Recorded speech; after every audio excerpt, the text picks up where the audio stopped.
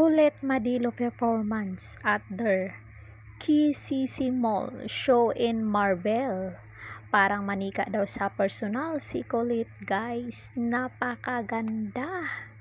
So, maganda naman talaga itong si Colette. Simple. Noon, hindi natin napapansin yung kagandahan niya. Pero ngayon, na na-expose na siya at minimik upan, kitang-kita na ang kakaibang ganda ni Colette Madelo.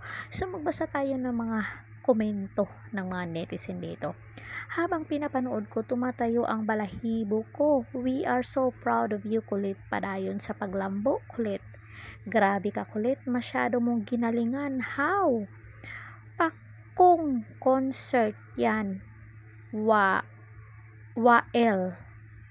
May nanalo na sobra. You deserve, Colette. Always pretty. God bless from KSE for sure. Sobrang happy mga nagbibigay kay Colette kasi nakikita nila sa sinusuot ni Colette ang mga bigay nila.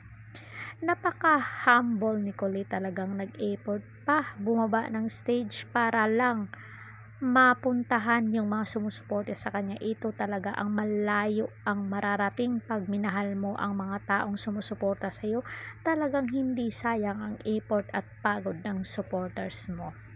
Correct. Sana wag kang magbago, Colette. Napaka-wow talaga ang idol namin. Napaka-simple.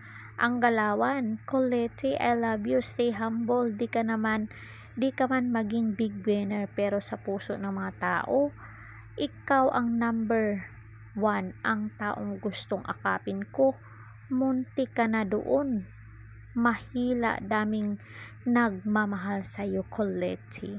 Diba kasabihan, yung pilit dinadown siyang itinataas ng Panginoon. Careful lang at God bless you more. Deserve mo yan, Colette. Kitang-kita ang pagmamahal ng nakakarami sa iyo. Love you, Colette. Ang ganda mo, Ate Colette. Galing, Colette namin. I love you, Colette. May humila sa kanya. Mas una pong sumikat si Colette. Multitasking kaya mas inuna nilang i-expose si Piang, lalo na si Jaren. Inuuna ini-expose collab nila si Charlotte Dance, pero ang totoo, takot ang management, masapawan. That's fact. Colette has everything. Can sing, can dance, song, composer, comedy type, and many more. Complete package. She is super special at di mahihirapan yung management sa kanya. Pwede sa aktingan like Julian Santos, pwede sa sayawan like Jennifer Lopez, Estima Salvador, pwede ding maging comedy like Melay, at lastly, Beritera like Sarah G. Total performer. Our new pop star, Princess, shine like a diamond. Or Colette. Grabe ang taas nito. Kayang-kaya niyang mag-solo at kahit kanino itambal. May chemistry sila, talented pa.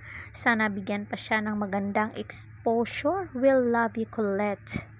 Sana wag siyang magpa-retoke kasi natural na ganda niya yan. Baka pumangit tuloy sa mga retoke. Daming artista na nagaganda. Ang gaganda noon kahit di naman matangos masyado mga ilong, nung pinaritoke na pumangit na tingnan, di na bumagay sa kanya. Oo, Colette, huwag kang magparitoke. Ang galing-galing ni Coco namin. Grabe naman yung fans na nahila ba yung buhok ni Colette. Diyos ko, pwede umiidolo, wag lang sobrang harsh. Dapat ibang kanta naman, paulit-ulit na lang kanta niya. Awit. Ang cute mo, galing mo. Tumutululuha ko sa saya habang nanonood sa video mo, Colette. We love you from QC. Nakaka-proud ka talaga, Colette. Pwedeng-pwede maging next Sarah G. Ang bilbil. Ba't naman hinila? Grabe ha, swerte nga lumapit sa iyo. Hindi yan nakuha yung mga gift na binigay. Hindi niya nakuha yung mga gift na binigay sa kanya. Mabait pala siya. I love you, Coco. Colette, laban hanggang sa huli. Nakaka-proud ka kulit. Napaka-talented mo, baby girl. Sobrang kita minamahal dahil sa napakabuti mong bata at sobrang appreciate ang lahat ng mga binigay sa iyo ng mga fans. So yun lang guys, sana nagustuhan niyo ang video to. Napaka swerte ni Kulit dahil ang daming nagmamahal sa kanya.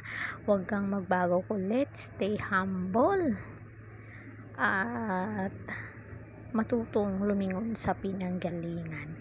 So yun lang guys, don't forget to like, share, and subscribe. Karidad Official TV. Hanggang sa muli and thank you so much.